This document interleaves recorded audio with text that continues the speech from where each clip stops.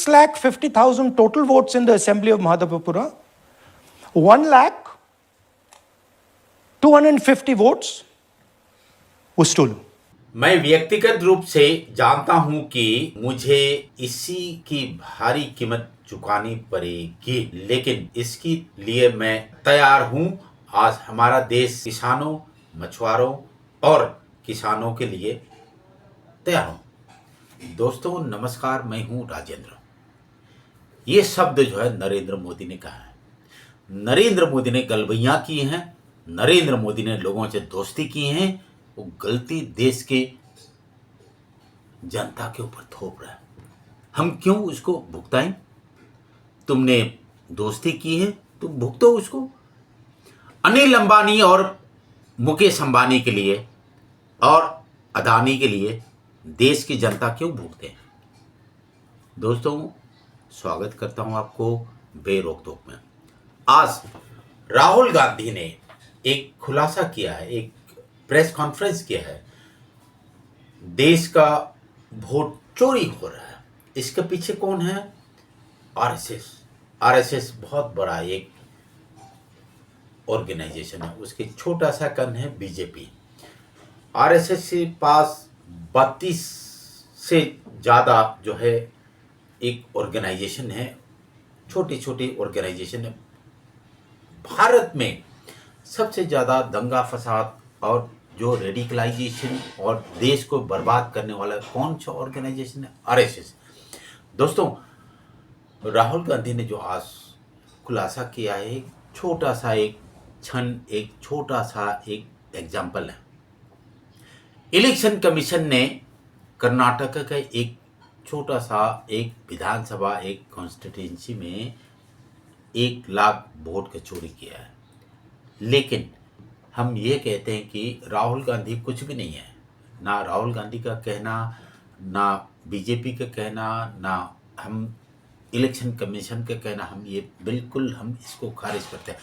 दोस्तों देश में आरएसएस बिल्कुल जो है देश की संविधान को तार तार करके रख दिया है।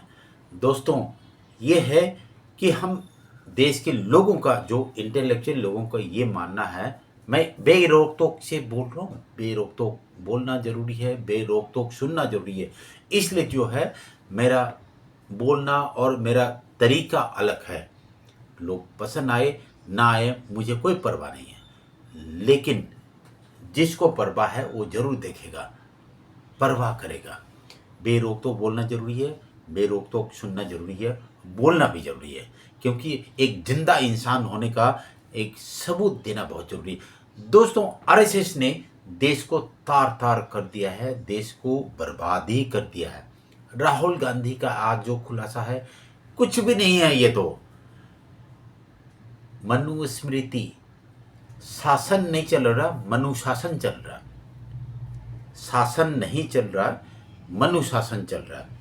दोस्तों राहुल गांधी का ये कहना कि बेंगलोर का एक छोटा सा विधानसभा क्षेत्र जो है उसमें 1 लाख वोट के चोरी हुआ है। तो आप ये बताइए कि देश में जो 32 जो है जो स्टेट है उसमें कितना विधानसभा होगा, कितना लोकसभा के जो कॉन्स्टिट्यूंसी होगा, उसमें क्या किया कि आरएसएस ने बीजेपी द्वारा छोटा छोटा जो है जहाँ पर जो उनके चेरी पिक जो उनको जो जहाँ जहाँ जो उनको मजबूरी, जहाँ जहाँ जो उनको अच्छा लगता है वहीं से जो है उनको चुन करके बीजेपी को जितवाया है। दोस्तों ये बहुत छोटा सा एक राहुल गांधी के एटम बम वाला जो किस्सा है, लेकिन जब आप इलेक्शन कमीशन के जब उसकी जो खाता खुलेगा, इलेक्शन कमीशन की जितनी दफ्तर की ऑफिसर है, जितने कर्मचारी है, वो जेल में डाला जाएगा। ये राहुल गांधी का कहना, मेरा कहना नहीं है। बट वास्तविक में डेमोक्रेसी का ऐसे के तैसे कर दिया है।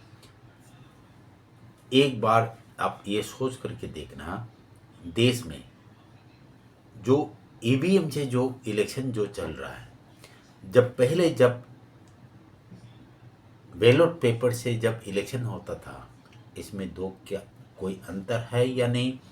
महाराष्ट्र में एक कॉन्स्टिट्यूएंसी में लोगों ने ये कहा कि हम ईवीएम नहीं, हम बैलेट पेपर से हम इलेक्शन करवाना चाहता है, लेकिन इलेक्शन कमीशन और प्रशासन ने उसको बंद कर दिया गया। कारण क्या है? ये क्या उनकी घर की दुकान चल रहा है या देश की डेमोक्रेसी चल रहा है? दोस्तों, डेमोक्रेसी पर एक मजाक है ये। नरेंद्र मोदी, अमित शाह, आरएसएस देश को जूते के नोक पर रख करके इस्तेमाल कर रहा है। राहुल गांधी, मुझे कोई लेना देना नहीं है, लेकिन राहुल गांधी देश के मुद्दे को उठा रहा है। उसके वजह से जो है हमें ऐसे लगता है कि राहुल गांधी का जो मुद्दा जो है हमें एक बार सोचना चाहिए, एक बार इसको परखना चाहिए। राहुल गांधी का ये कहना कि बेंगलोर का एक छोटा सा एक कॉन्स्टिट्यूंसी में अगर इतनी धांधली हुए तो देश की 32 राज्य में कितनी धांधली होएगा। नरेंद्र मोदी चोर चक्का और अमित शाह जो है बदमाश, कोई शक तो नहीं होना चाहिए। दूसरा दोस्त, हमारे देश के जो डेमोक्रेसी के जो ढांचा, डेमोक्रेसी का जो परिस्थिति जो है किस तरीके से कहाँ पर ला करके खड़ा कर दिया गया। आरएसएस चाहता है भी उनका जो है 100 सेंटिनरी 100वां साल की जो सेलिब्रेशन जो है किस तरीके से सेलिब्रेट किया जाए। बट मैं ये चाहता हूँ कि मैं कहना चाहता हूँ, देश में जो है एक इमरजेंसी लगे हुए हैं। देश में एक बहुत बड़ा एक खामियां हमारे देश की जनता इसकी जिम्मेदार है। दोस्तों, अब ये सोच करके देखना, अगर मैं कोई गलत बोल रहा हूँ तो इसको माफ़ करना, लेकिन चैनल को जरूर सब्सक्राइब करना।